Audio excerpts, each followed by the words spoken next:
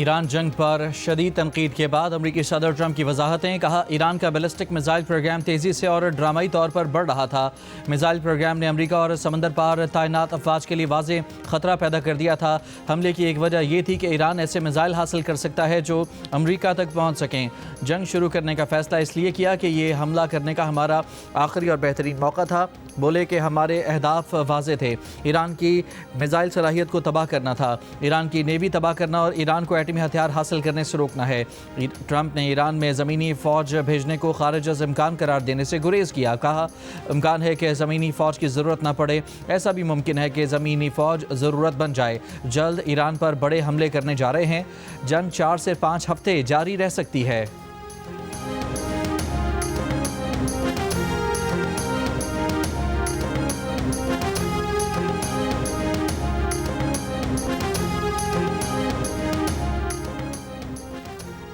ایران کی جانب سے حملے میں پہل کے کوئی شواہد نہیں تھے. امریکہ کے پاس ایسی کوئی خفیہ معلومات موجود نہیں تھیں جن سے ظاہر ہو کہ ایران پہلے امریکی افواج پر حملہ کرنے والا تھا. پینٹاگون نے ٹرمپ انتظامیہ کے اعلیٰ عہدیداران کو بریفنگ دے دی. خبر ایجنسی کا دعویٰ 2 باخبر افراد نے نام ظاہر نہ کرنے کی شرط پر خبر ایجنسی کو بتایا کہ انتظامیہ کے حکام نے اعتراف کیا ہے کہ ایران کی جانب سے امریکی افواج پر پیشگی حملے کا کوئی واضح انٹیلیجنس ثبوت موجود نہیں تھا. اتوار کو کانگریس کو دی گئی بریفنگ نے جنگ کے حق میں پیش کیے گئے ایک اہم موقف کو کمزور کر دیا.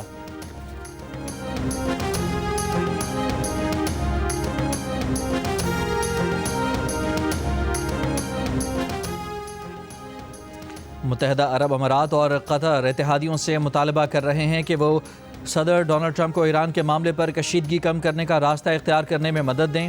امریکی خبر رساں ادارے بلومبرگ کا دعویٰ. رپورٹ میں لکھا کہ UAE اور قطر ایک وسیع اتحاد بنانے کی کوشش میں ہیں تاکہ تنازع کا فوری اور سفارتی حل نکالا جا سکے اور خطے میں کشیدگی کے پھیلاؤ اور توانائی کی قیمتوں میں طویل مدتی اضافے کو روکا جا سکے.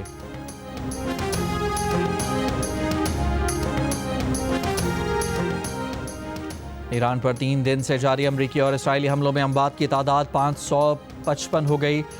ایرانی ہلال احمر کے مطابق 131 شہروں کو نشانہ بنایا گیا. سینٹ کام کی اب تک کی 4 امریکی فوجیوں کی ہلاکت کی تصدیق. امریکہ کے 3 لڑاکا طیارے کویت میں گر کر تباہ. امریکی سینٹ کام نے تصدیق کر دی. ایک طیارہ گرنے کی ویڈیو بھی سامنے آ گئی. تینوں طیاروں کے تمام 6 پائلٹس بحفاظت طیارے سے نکلنے میں کامیاب رہے. واقعے کی وجوہات کی تحقیقات جاری. پاسداران انقلاب کا آبنائے ہرمز میں امریکہ سے تعلق رکھنے والے تیل بردار جہاز پر حملے کا دعویٰ.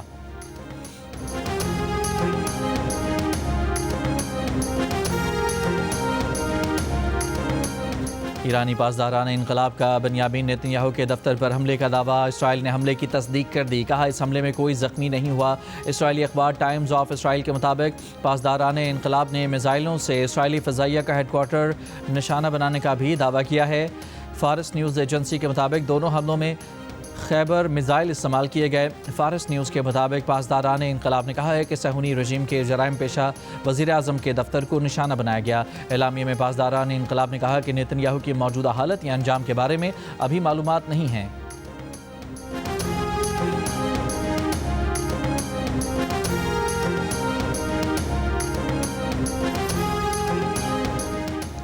ایران کے حوالے سے پاکستان متوازن پالیسی پر عمل پیرا ہے. ایران نے پاکستان کے رد عمل کو سراہا ہے جس کی تائید چین اور روس نے بھی کی.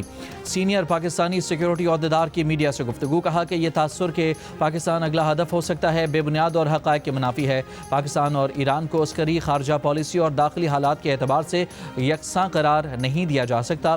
پاکستان نے ایران میں پیش آنے والے افسوسناک واقعات پر تشویش کا اظہار کیا ہے. کہا کہ پرامن احتجاج ہر شہری کا حق ہے, تاہم احتجاج کی آڑ میں تشدد کسی صورت قابل قبول نہیں ہے.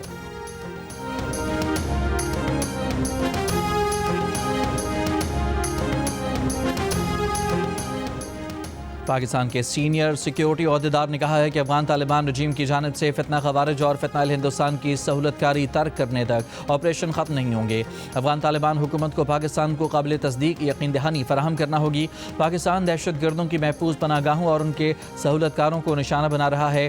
اب تک 180 سے زائد چوکیوں کو تباہ کیا جا چکا ہے. 30 سے زائد اہم مقامات کا کنٹرول حاصل کر لیا گیا ہے. یہ وہی مقامات ہیں جن کا دہشت گرد لانچ پیڈ کے طور پر استعمال کر رہے تھے.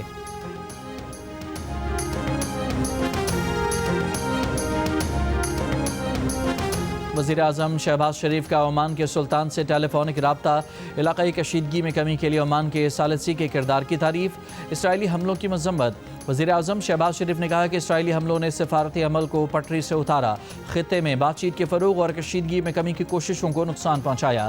کشیدگی ایسے وقت ہوئی جب امریکہ ایران کشیدگی میں کمی کے لیے سفارتی کوششیں جاری رکھی تھیں۔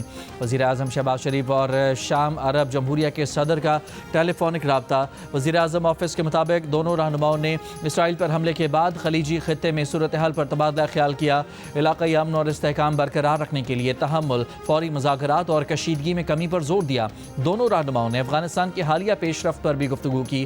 وزیر اعظم شہباز شریف کا کویت کے ولی عہد شیخ صباح الخالد الصباح سے ٹیلی فونک رابطہ۔ وزیر اعظم نے کویت پر حملوں کے نتیجے میں ہونے والے جانی نقصان پر افسوس کا اظہار کیا۔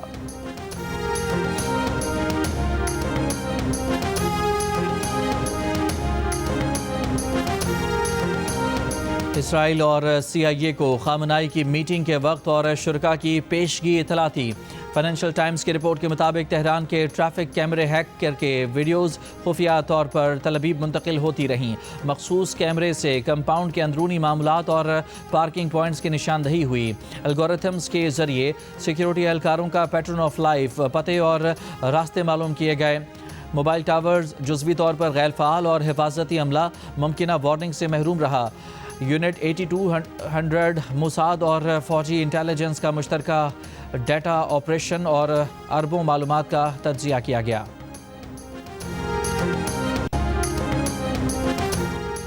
اماراتی وزارت دفاع کا کہنا ہے کہ 6 کروز میزائل اور 148 ڈرونز مار گرائے گئے۔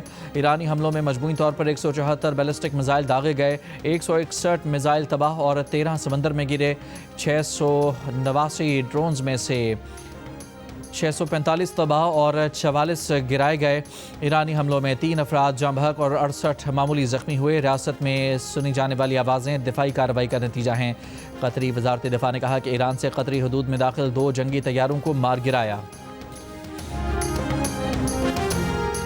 2 سے 3 دن میں ایران کی میزائل داغنے کی صلاحیت بہت محدود رہ جائے گی۔ اسرائیلی فوج کا دعویٰ، کہا بڑے پیمانے پر ایران کے میزائل لانچرز اور میزائل تباہ کیے گئے۔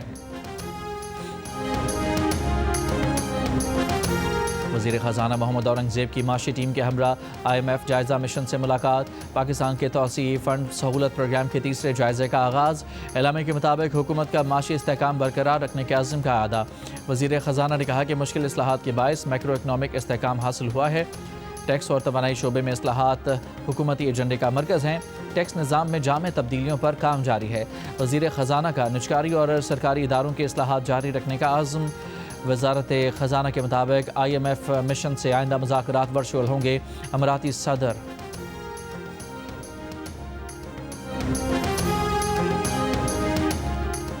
صدر محمد بن زائد ال نہیان کا دبئی مال کا دورہ، شہریوں سے ملاقات اور خیر سگالی کا اظہار۔ دبئی کے ولی عہد حمدان بن محمد بن راشد ال مکتوم اور دیگر اماراتی حکام بھی موجود تھے۔ شہریوں کی بڑی تعداد نے قیادت کو دیکھ کر خوشی اور حیرت کا اظہار کیا۔ دبئی مال میں افریقی ملک گھانا کے شہری نے بھی اماراتی صدر سے ملاقات کی۔